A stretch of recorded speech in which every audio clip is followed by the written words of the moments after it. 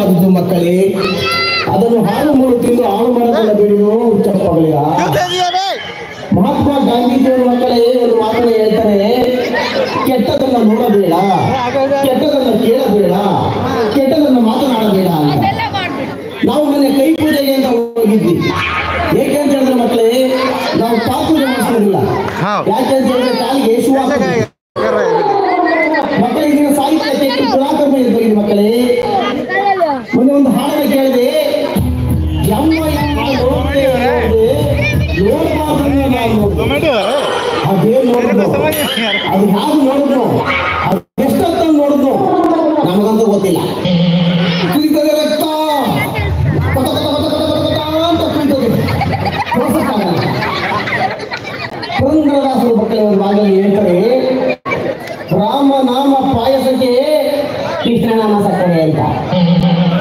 ಇವತ್ತಿನ ಹಾಡಲ್ಲಿ ನೀವು ಕೇಳಬೇಕು ಮಕ್ಕಳೇ, ಚೆಲ್ಲಿತು ಚೆಲ್ಲಿತು ಪಾಯಸ ಚೆಲ್ಲಿತು, ನಾಡಿನ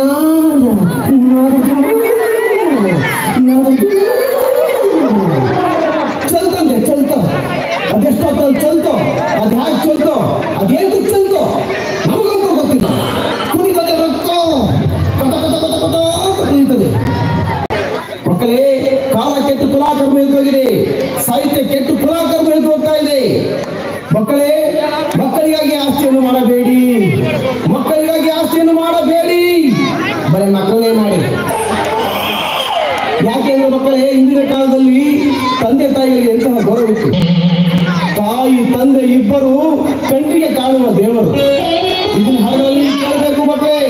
ಅಪ್ಪ ಲೂಸ, ಅಮ್ಮ ಲೂಸ, ನಾನು ಲೂಸ, ನಿಮ್ಮ ಅಜ್ಜಿ ಲೂಸ, ನನ್ನ ಪಂಚೆ ಅವಾಗಿಂದ ಕುಡಿತದೆ ರಕ್ತ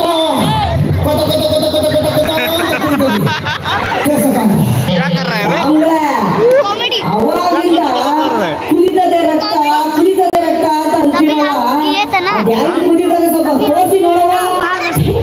ಗಂಡು ಮುಂಡೆದೆ, ನಾಯಿ ಮುಂಡೆದೆ, ಅಂಕ ಮುಂಡೆದೆ,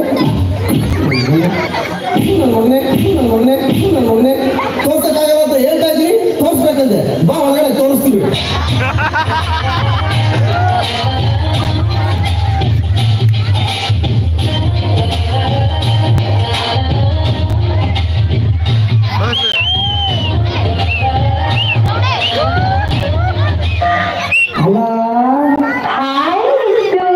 ಮುತ್ತು ಅಲ್ಲ, ನಾನು ಮುತ್ತು. ಸ್ವಾಮಿ ಏನ್ ಮಾಡ್ತಾ ಇದ್ದಾರೆ? ಸ್ವಾಮಿಗಳು ಫಲಾಹಾರ ಸೇವೆ ಇದ್ದಾರೆ. ನೀವು ಸ್ವಾಮಿಗಳು ಪರ್ಸನಲ್ ರೂಮ್ ನಲ್ಲಿ ಇರಿ. ಸ್ವಾಮಿಗಳು ಪ್ರಸಾದ ಅಲ್ಲಿಗೆ ತಗೊಂಡ್ಬರ್ತಾರೆ. ಮಡಗ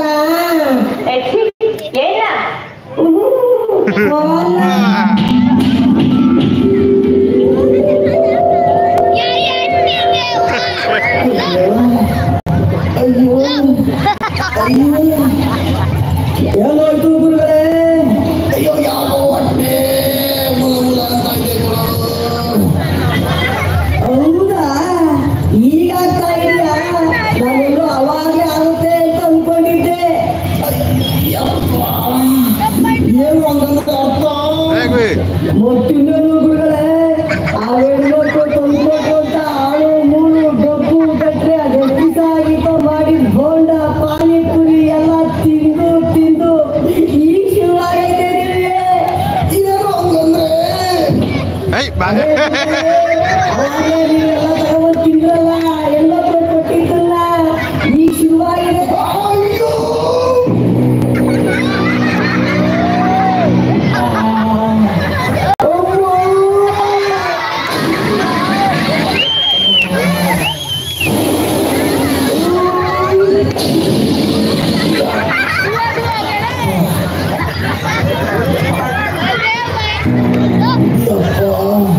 ಶಿಷ್ಯ, ನನ್ನ ಕೈಗೆ ಆಗ್ತಿಲ್ಲಪ್ಪ, ತುಂಬಾ ಸುಸ್ತಾಗ್ತಾ ಇದೆ.